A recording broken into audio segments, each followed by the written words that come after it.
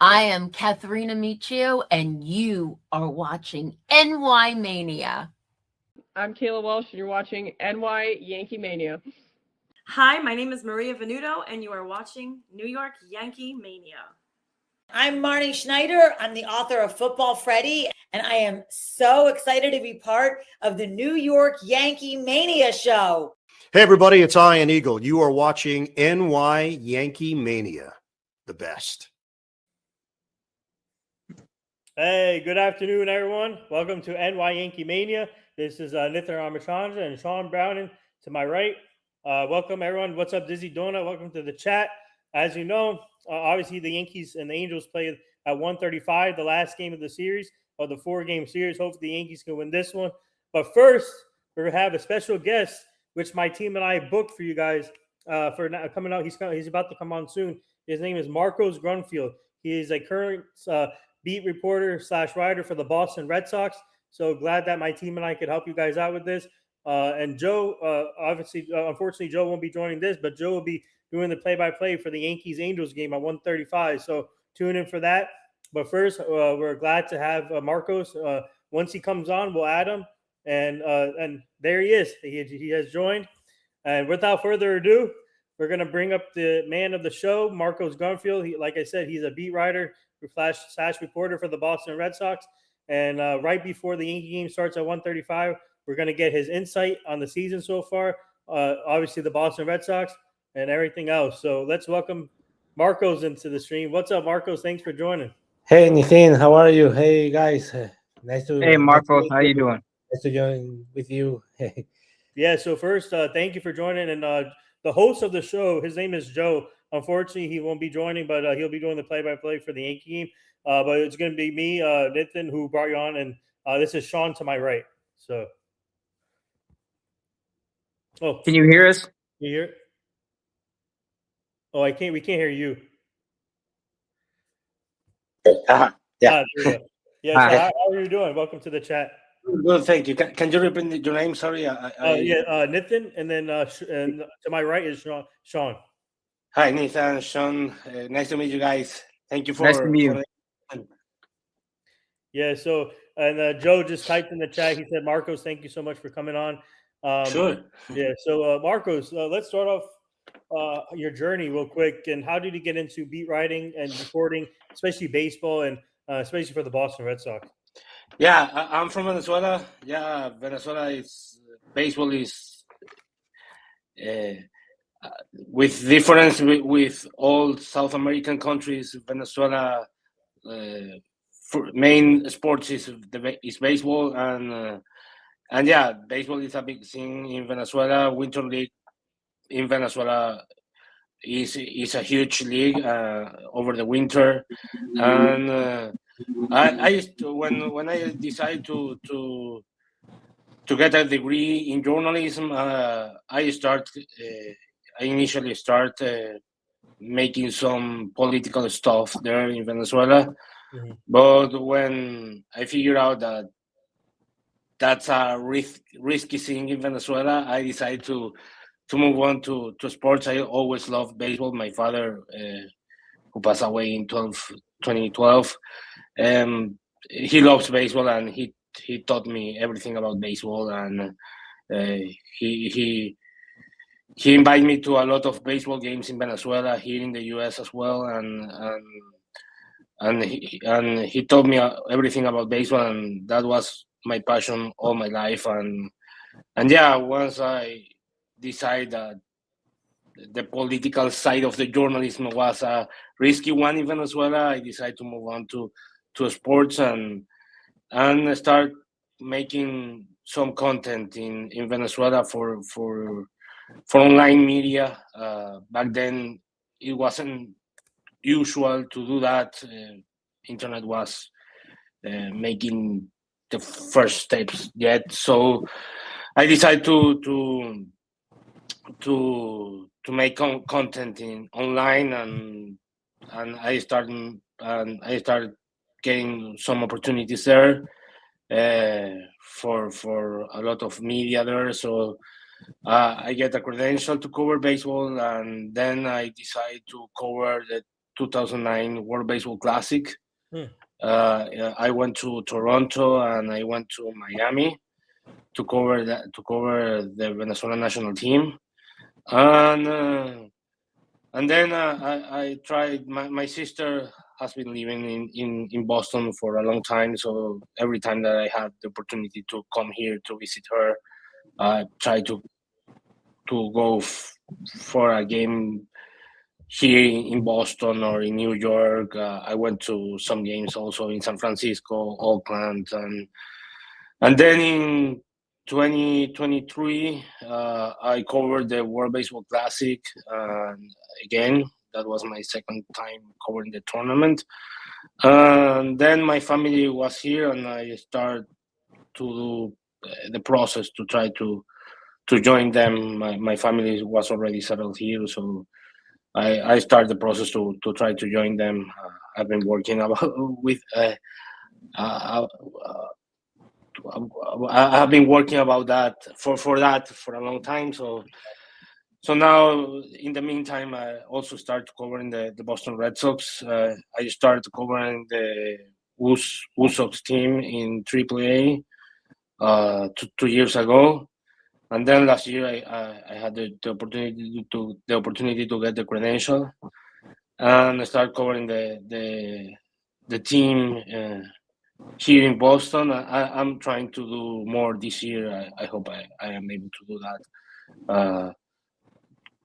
Starting this year, I received the news I was accepted as a BBWA as a member. So that was a huge accomplishment for me. I am honored about that, and everyone here in Boston have been great with me, and I appreciate that. And everyone have treated me like very welcoming here, and I'm happy to be here. So yeah, I start covering the team, and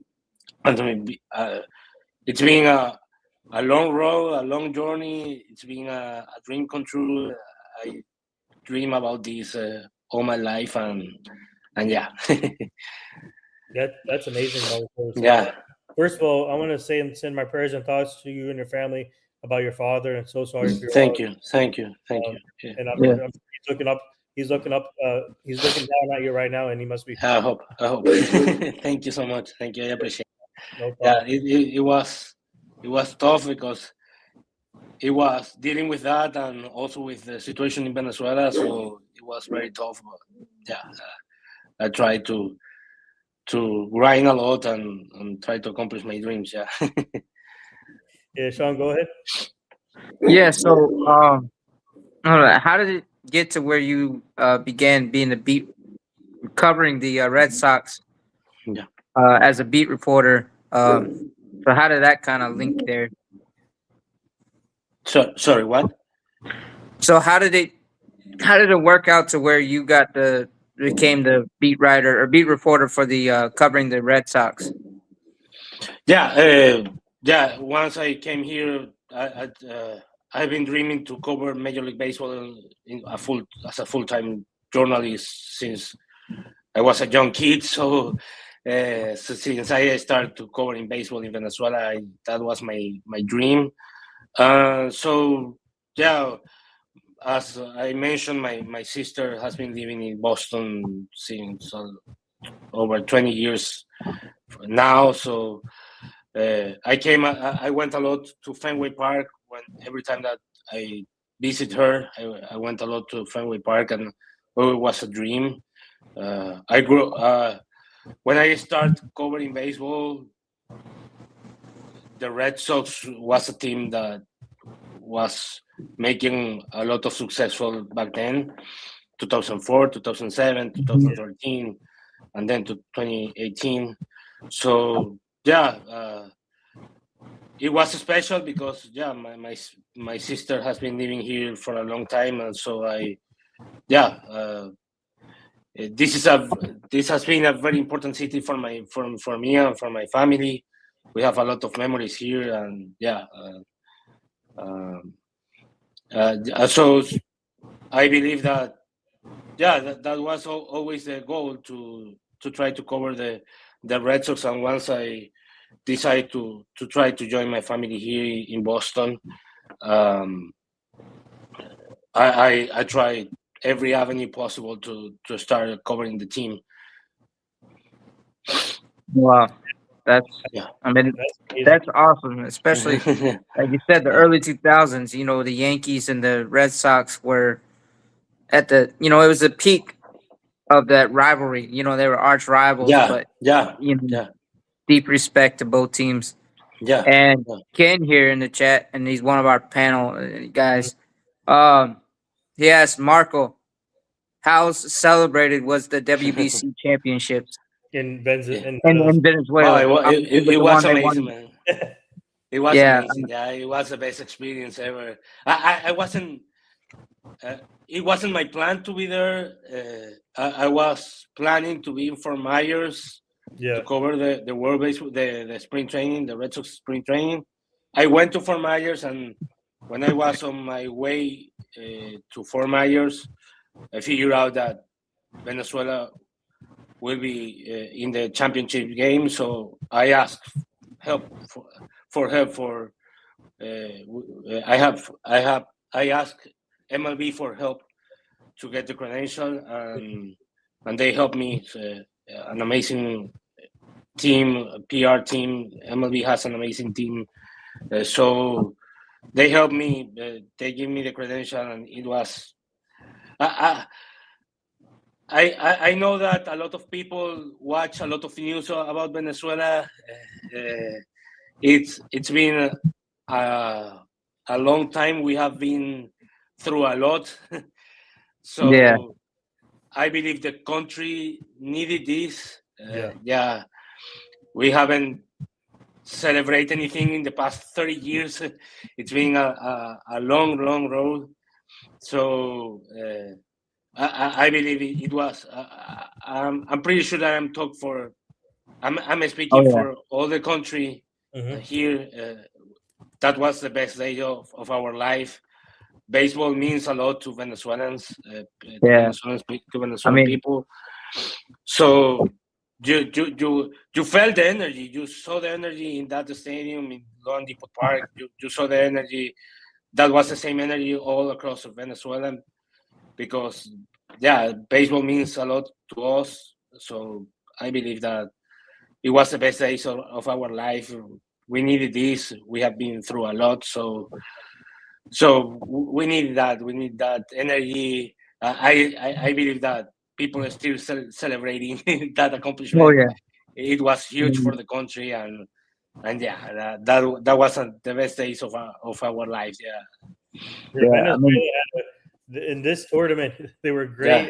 yeah, They were yeah, their pesky team, Marcos, and yeah, a lot of yeah. good hitters and a lot of experience too on the team. And no one thought about no one really talked about Venezuela in this tournament. It Yeah, was about USA I mean, it was Japan or those other yeah, teams. But yeah, Venezuela, underrated team, Sean, and yeah, I think they were like they had the underdog story and they overcame a lot. And also, like you said, Venezuela has been through a lot. They needed that, and yeah, what a team that was in yeah, this yeah, WBC. I think yeah, this is, and baseball is like one of the top two sports in the country.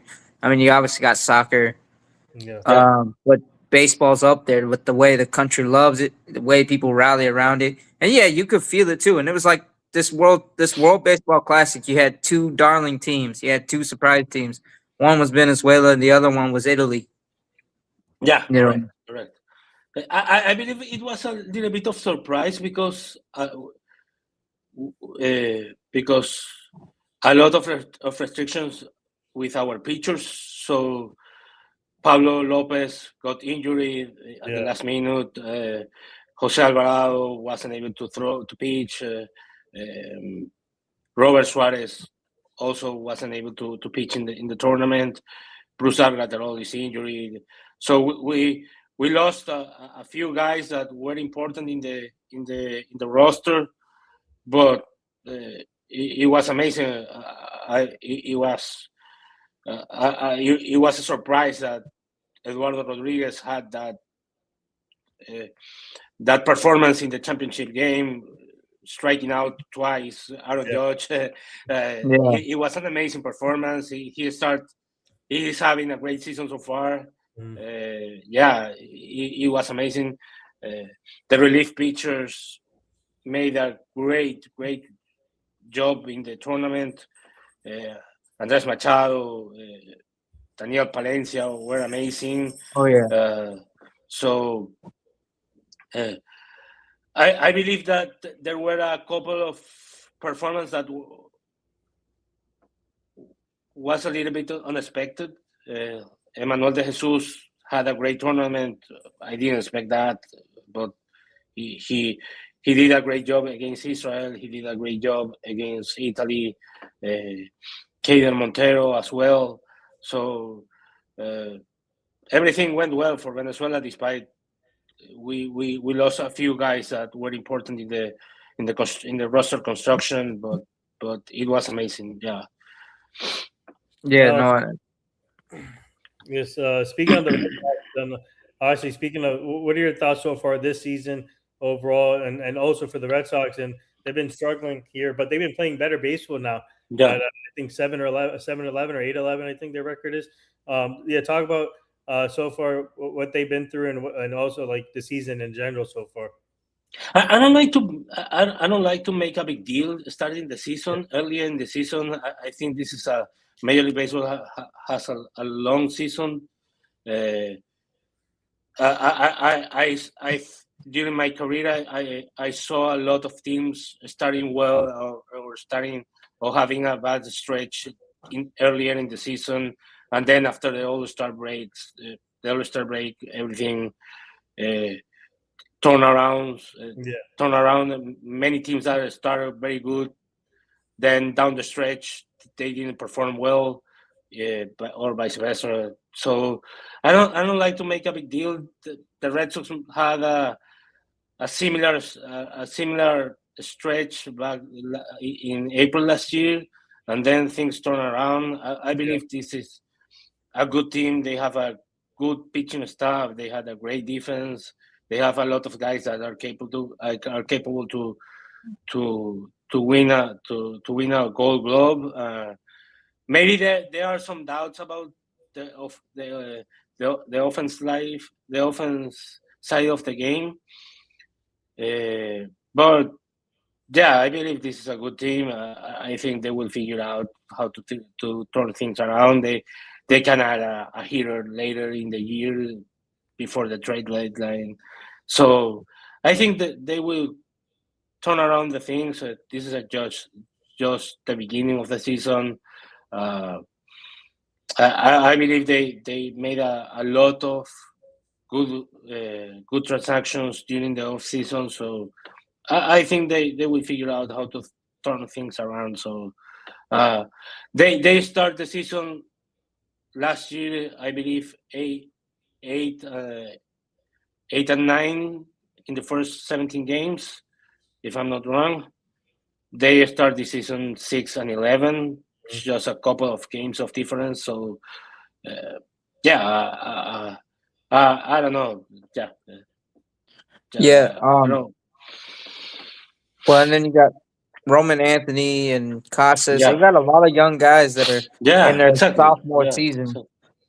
So Roman Anthony is a young guy. He's still learning, but he's a great player. I saw him last year. He has an amazing talent, but he's only 21 years old. I believe that people need to be a little bit patient. Yeah. Well, I mean, you guys got a good young core. I mean, you got Casas, Roman Anthony, and a couple of those other guys. I can't remember all the names, but that young core with that speed, and and then you got the pitching staff that they built with, especially around Balo. That's what I like, is that when you got a young stud coming up from your farm system, and then you pair him with like Crochet and a Ranger Suarez, that's gonna only help him go up. And as much as it's gonna hurt us as Yankee fans, but I want to see the Yankees Red Sox rivalry be at its best. Where the Yankees playing their best and the Red Sox playing their best. That was what I loved about the late 90s and early 2000s. You remember the Pedro staring at Jorge Posada, and they're both pointing at each other's head. and and Barrett Yeah, versus A-Rod. It was just but you love that but they yeah, respected yeah, each other. yeah. And I believe that kind of rivalry, Major League Baseball need that back. Yeah, Yeah. Yeah. yeah. I remember that when I was a young kid, watching Red Sox and Yankees was so fun, man. It was Hmm. tension. It was tension all along, Yeah. every series. It was very fun to have that kind of stuff. And when the Red Sox decided to trade for Sonny Gray and Wilson Contreras, they talking about their rivalry against the Yankees and having that. I hope that the coming series next week, Yeah. it will be I'll- fun. I hope. I hope. yeah, that's what I hope too. Just because it'll be fun Yeah, for baseball, and I mean, just exactly. it's gonna be on primetime games, and Yeah, everyone's gonna be on there. We exactly. Yankees, we just went through a little skid last week, and so, but we're now kind of getting back, and I like that early in the season when teams are still trying to figure it out. Yeah. They slow start, but then they're gonna finish strong usually, and Exactly. so that's good. And what I'm gonna ask you is how do you think? I mean, as far as the rotation as together for the Red Sox, think they're pitching well, or I think that this past week we saw a couple of very good performance. Connie early pitched yesterday very well. Ranger Suarez last outing was incredible. Mhm. Crochet had some issues in Minnesota, as well as Sonny Gray. Uh, I'm trying to believe that the weather in Minnesota impact a little bit because it was a tough weather, so you have to take that into account. So, but Sonny Gray already had a couple of good performance here in Boston. The last one here in Boston, and yeah, and he's I believe he's been very amazing. He's a very every time that he speaks, he speaks very well, and I believe he's very smart. I think that the Red Sox have a great rotation, so I think that, as I say, I don't like to make a big deal of some things early in the season. Some of these guys didn't have an appropriate spring training. Some of them playing the World Baseball Classic. Ranger Suarez didn't pitch too much in March. He didn't pitch too much with Venezuela. He only had a couple of outings, and he never went over 3 innings with Venezuela, with the Venezuelan national team. Yeah. So they are still, some of them, they are still, starting the season, and you have to be a little bit patient. Yeah. yeah. Yeah. So we're good friends with Gabby Herb. You met her at the Rochester game, I think, the minor league team. And she told me that she met you there, and also my other good friend. I'm good friends with Tommy DeVito, the Patriots. Yeah. He was there Yeah. also. Yeah. To talk about the young. Obviously, the Red Sox have the young nucleus up there Yeah. too, like you mentioned. Yeah. But talk about what should Red Sox fans be excited about at Rochester and the other minor league teams they have there. Yeah, and that's the important thing, because you have Patrick Sandoval. He's recovering from his injury. He pitched on Tuesday, I believe, in Worcester, and Corey Crawford had a setback, but he also starting pitcher to make history of assignment. You have a Peyton Tolley developing in AAA. He will get another shot sometime this year. So you have this depth in the pitching side of the game. you know that if anything happens, some injury, you have how to deal with it. That you have a lot of young guys. You had Tyler Uberstein pitch very well in his major league debut, and they optioned him back to Worcester, and then Jake Anderson come here and pitch a great game the other day, and you have this young core, very good pitching.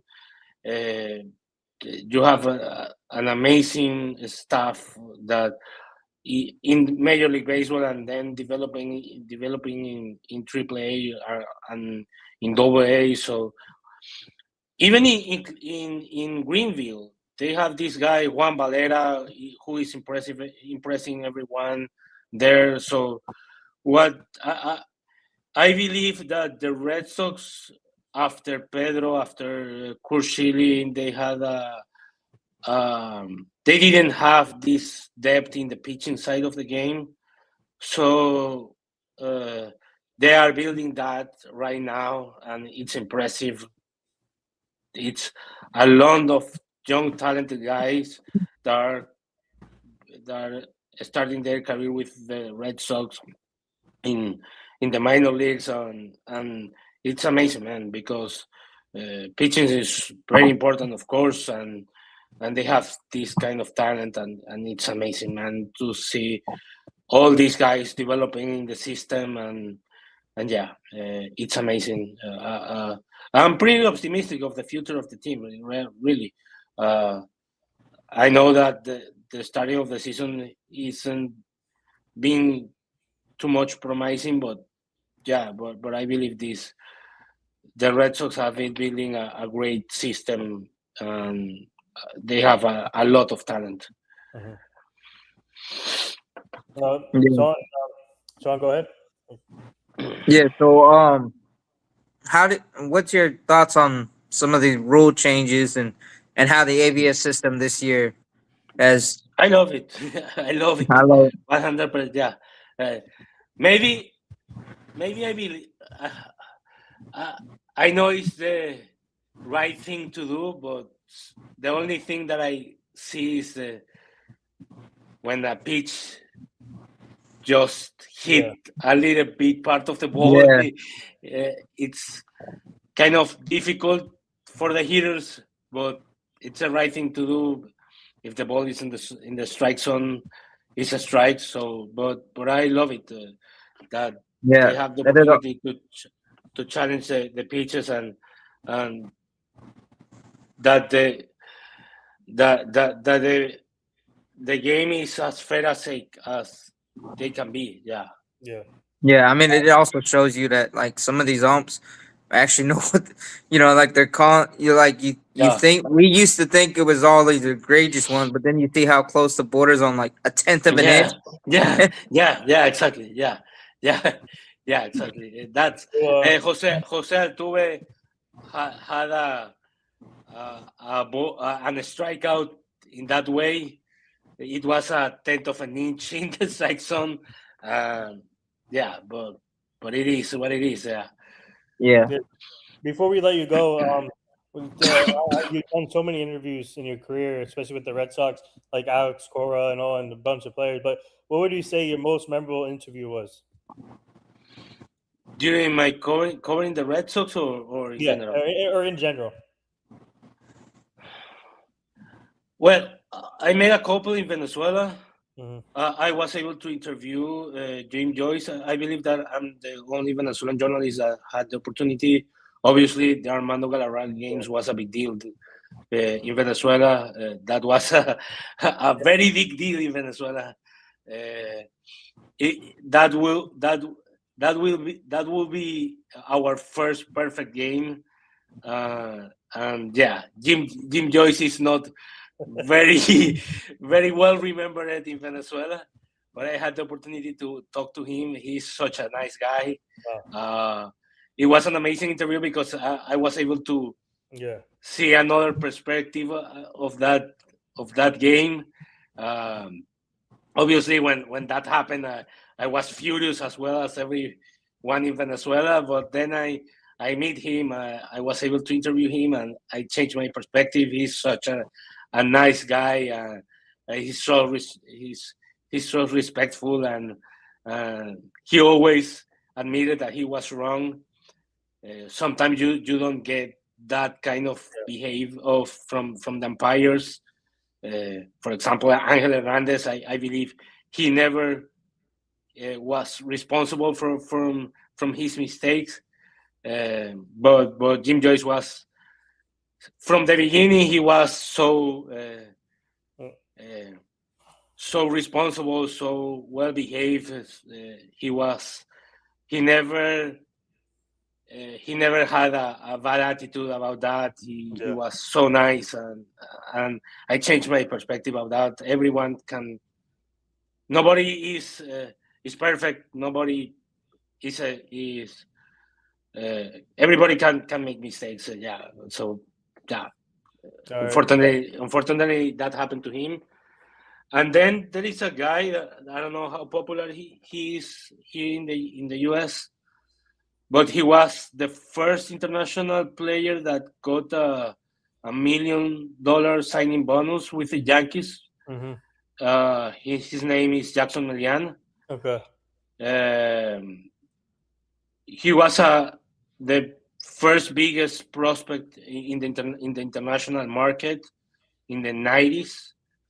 But one day he was playing I believe in Class A or something like that, and he was coming going out from the stadium, and his parents had an accident, and they were killed in that accident, both of them in the same day.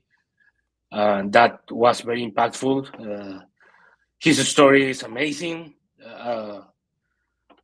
He's such a nice guy as well. He was he never were able to make it to the majors because of that, I believe. But he was a very good player in the Winter League. He had a very good moments in the Winter League, and he's very popular in Venezuela.